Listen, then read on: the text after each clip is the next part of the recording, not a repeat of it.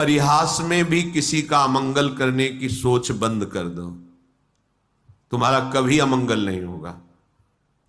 दूसरों का तुम अहित करते हो, दुख देते हो, और तुम सुखी होना चाहते हो, असंभव। ये अज्ञान की वृत्ति हटा दो। परिहासे भी, मजाक में भी किसी को दुख मत दो। मजाक में भी किसी को ऐसे कटु वचन मत कहो जो उसके हृदय को छू जाए, हृदय को दुख पहुंचा दे।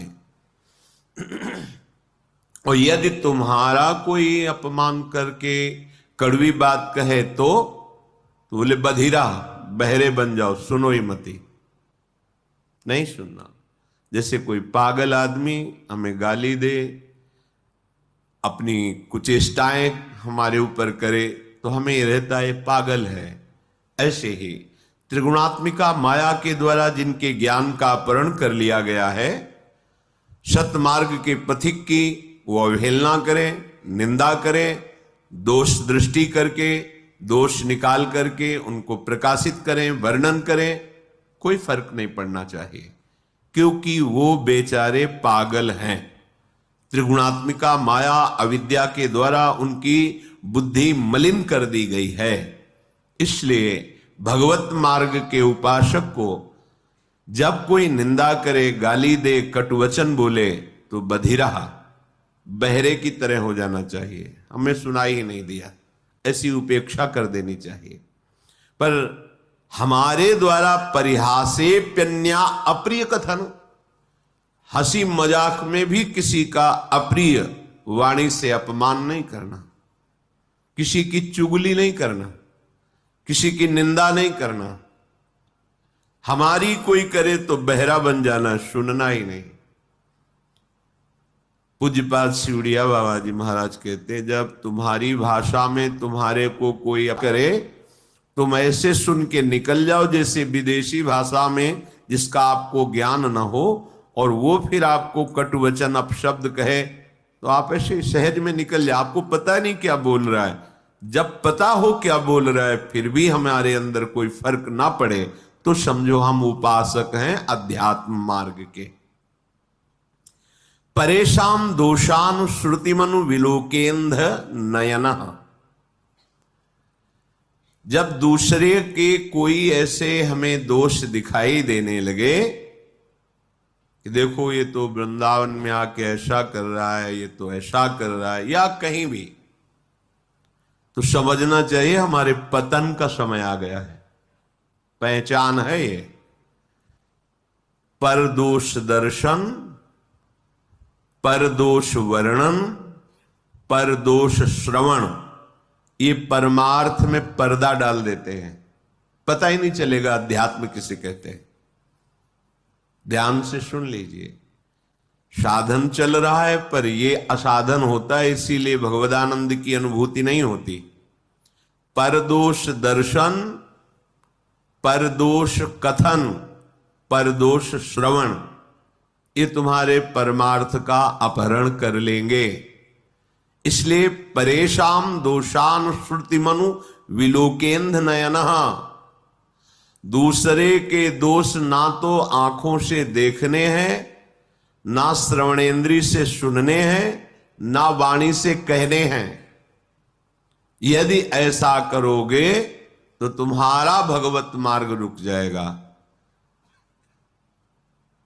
भजन करने से जो भगवदानंद की अनुभूति होती है, वो ऐसे उपासक को बिल्कुल नहीं अनुभूति होने देगा। ये बात छिद्रान्वेषण जिसे कहते हैं, परदोष दर्शन, पर चर्चा, दूसरे के दोषों का कथन, पर दोष श्रवण, दूसरे की निंदा को सुनना। हम भगवत मार्ग के पथिक हैं, हमें बिल्कुल सावधान रहना है। ये बात जहां होने लगे, जो व्यक्ति करने लगे, जोर से बोलो राधा राधा और चल दो, उससे तुम्हारा मंगल नहीं होने वाला। उस व्यक्ति से जो परदोष दर्शन करता है, परदोष वर्णन करता है, परदोष श्रवण करता है। श्रीपाद कह रहे हैं, शीलावन्निश्चेष्टः परवपुषी बाधा लव विधौ। जब तुम्हें कोई कष्ट पहुंचावे तो पत्थर सरीखे हृदय के हो जाओ, कठोर हृदय, सह जाओ चुपचाप। जैसे पत्थर में चोट पहुंचावे तो कोई फर्क नहीं पड़ता, ऐसे ही तुम्हारे ऊपर कोई फर्क नहीं पड़ना चाहिए। ये भगवत प्राप्ति के लिए सहनशीलता अनिवार्य है। तो कोई भी हमें पीट के चला जाए, हम सह जाएं, ऐसे तो बहुत अत्याचार बढ़ जाएगा। नहीं, ऐसे तो कोई हमें पीट के ही चला जाएगा, नहीं। तुम्हारे समीप भगवद आश्रित हो, भगवान का रक्षा कवच लगा हुआ है। करो सदा तिनके रखवारी, जिम बालक राखे महतारी। आपको पुष्ट करने के लिए, परमार्थ का सूरवीर योद्धा बनाने के लिए भगवान थोड़ी छूट दे दें, भले किसी को अपमानित करो इसे। देखो कैसा लगता है इसको। अपमानित किया, वो बहुत दुखी हुआ, रो दिया प्रभु से। फिर प्रभु किसी न किसी रूप में शास्त्र, संतजन, गुरुजनों से समझाएंगे, ये तुम्हारी स्थिति ठीक नहीं है, सहना सीखो। जब ये द्वंद्वों को सह जाओगे तब महाप्रेम को सहने की सामर्थ्य आएगी। तुम द्वंद्वों में विचलित हो रहे हो, कोई अपमानित कर दिया, गाली दे दिया, तुम रो पड़े, फिर महाप्रेम को कैसे सहोगे? वो प्रभु तुम्हें समर्थ बनाने के लिए भले किसी को प्रेरणा कर दे, अन्यथा कोई ऐसा पैदा नहीं हुआ कि भक्त का बाल बांका कर सके। वो हाथ उसी समय नष्ट हो जाएगा जिस समय भगवान के जन की तरफ वो अन्य भाव से हाथ उठाएगा। अपमान भावना से राम रोष पावक सो जरई, जो अपराध भक्त कर करे। हमें चाहिए सहनशीलता। अगर कोई हमें कटुवचन कह रहा है, कोई पीड़ा पहुंचा रहा है, चुपचाप सह जाओ। ये भगवान आपको मजबूत करना चाहते हैं, प्रेम मार्ग का शूरवीर योद्धा बनाना चाहते हैं।